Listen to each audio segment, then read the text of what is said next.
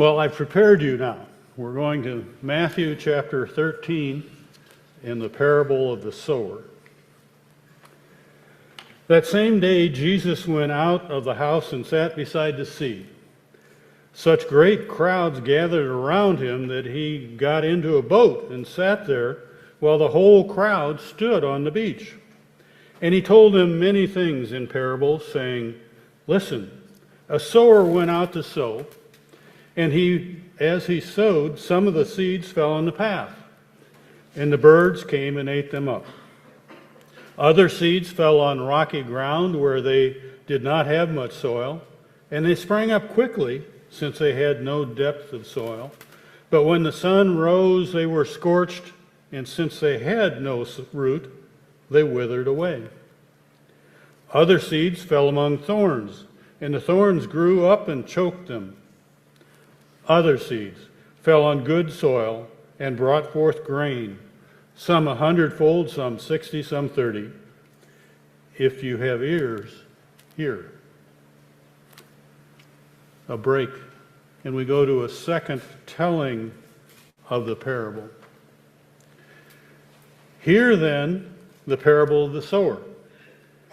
When anyone hears the word of the kingdom and does not understand it, the evil one comes and snatches away what is sown in the heart.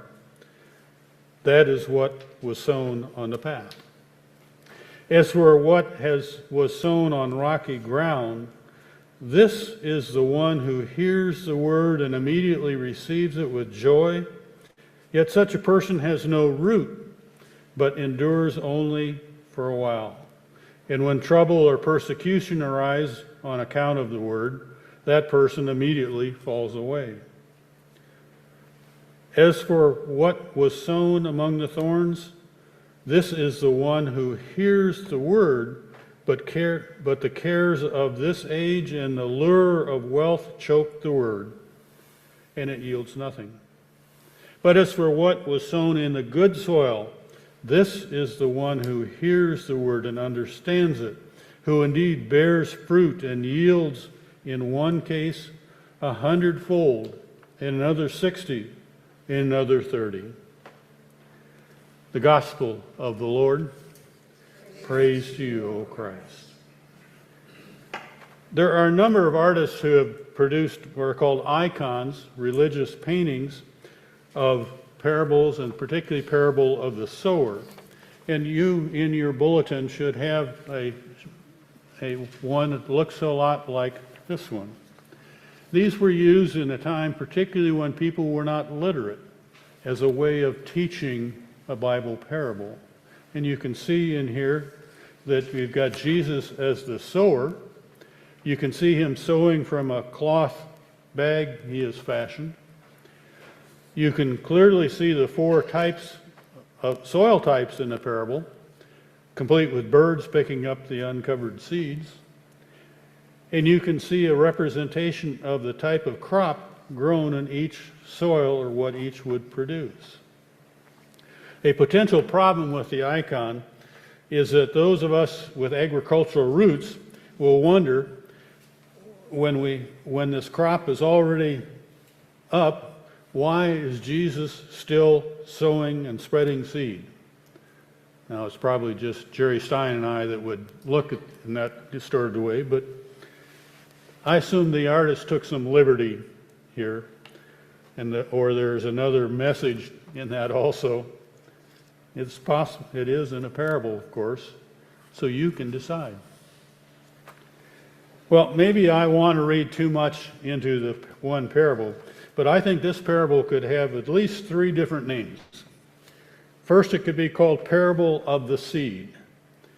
Has the right seed been selected for this application?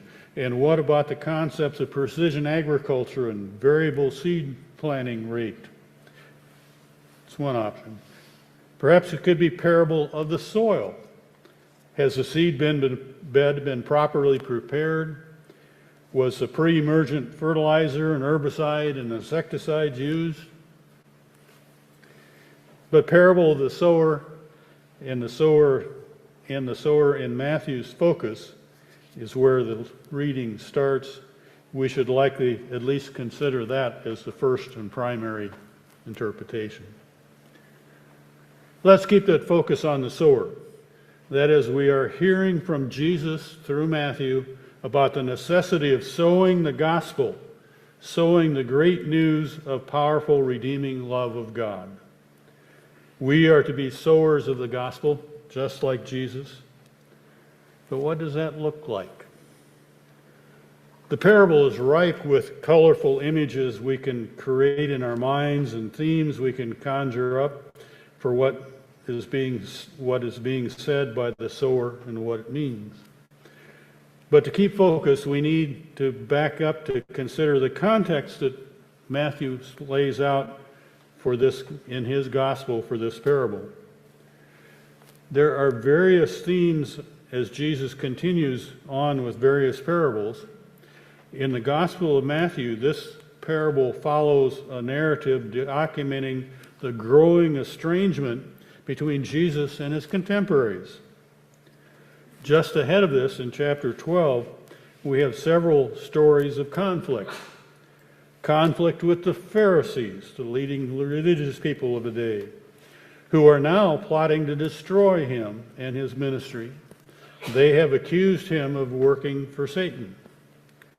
By the end of chapter 12, Jesus appears to be at odds even with his own family, and later will be rejected, actually ejected, from his hometown. The parable of the sower is the third of 5 parables that the Gospel of Matthew uses to give its distinctive flavor. 5 dramatic parables where human actions and human decisions engage the hearers.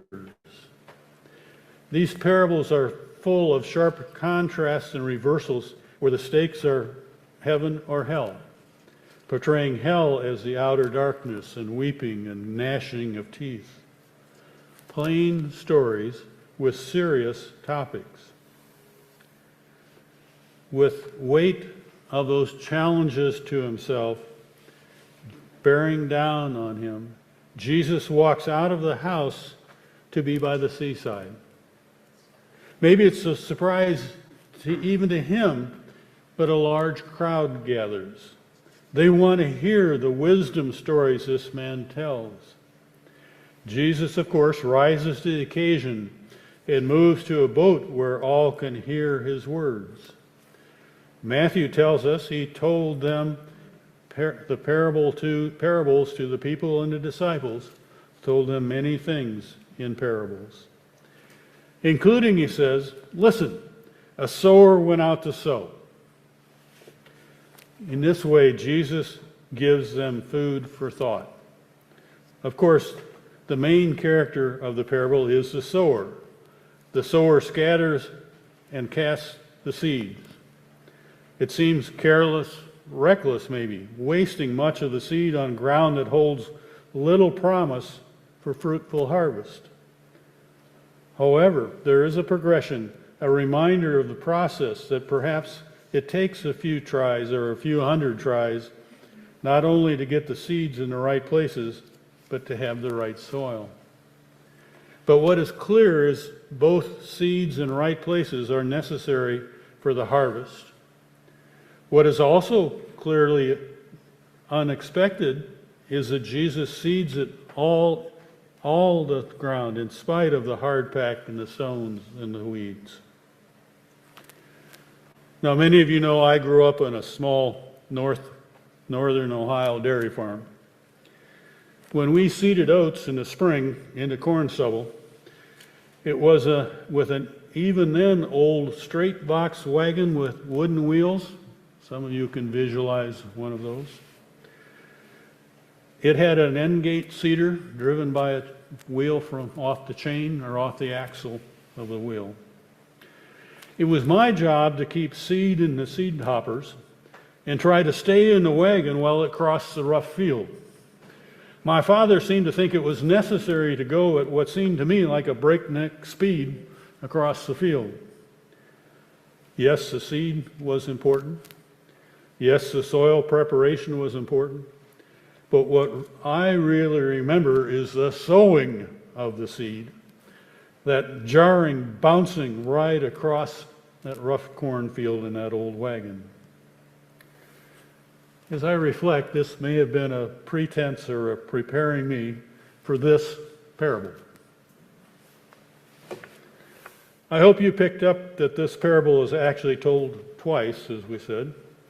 Looking at the omitted text between the two readings we have, between the first and second segments, lets us know that this was first told to the general public audience without elaboration or explanation. They are left to interpret for themselves, based on their own experience, the meaning and possible multiple meanings behind this crisp little story. Then, as they've retreated away, the disciples request that Jesus interpret it for them. So he retold with interpretation by himself for just the disciples. Unlike the crowd by the sea, we have the benefit of knowing the deeper meaning of this parable because Jesus' further explanation to the disciples. Jesus clarifies. A first seed group falls along the path and quickly disappears into the beaks of the birds. In the retelling of the parable for just the disciples, this seed group presents persons who hear but fail to understand the message of God's reign. Indeed, the evil one removes what had been sown. The second seed group lands in rocky ground where there is little dirt and swiftly sprouts, but only to wither under the scorching sun because nourishing roots are lacking. In the parable's explanation, the second seed group depicts persons who are receptive to the message and even delight in it, yet their initial enthusiasm does not survive the experience of adversity and persecution. The third seed group finds its way to a patch of thorns or weeds, which prevents growth to maturity.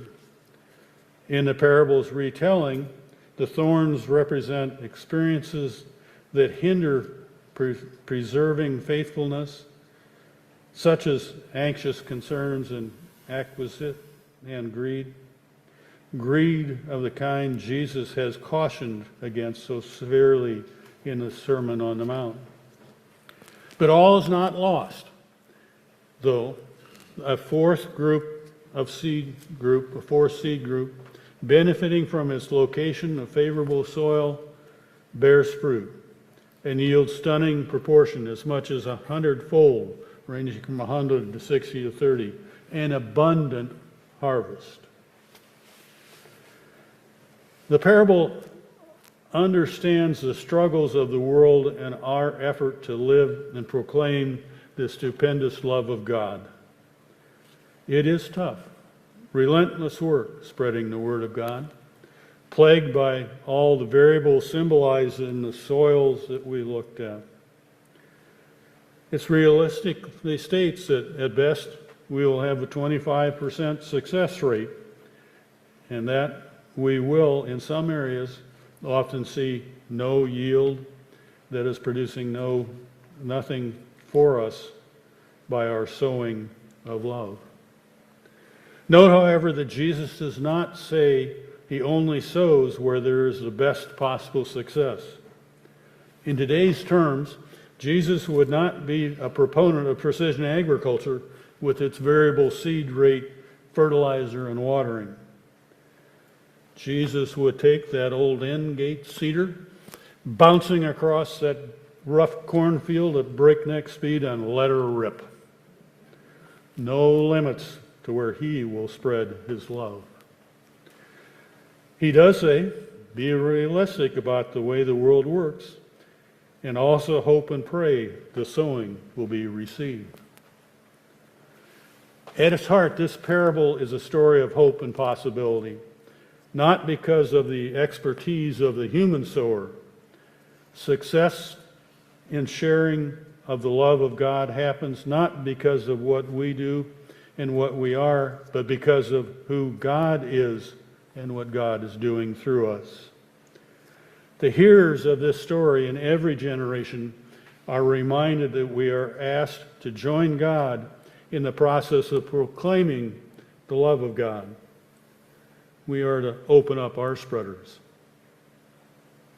I want to close with going back to the reassuring words of the prophet Isaiah we heard in our first reading. He indicated the words of God spread out will not return to God empty, but will accomplish God's purposes. Through the ground, though the ground seems hard or rocky or weedy, though the time for sprouting and grain seems long overdue, though there is only limited harvest at times, if any at all, this parable makes the astonishing claim that God is moving and germinating and producing that which is intended.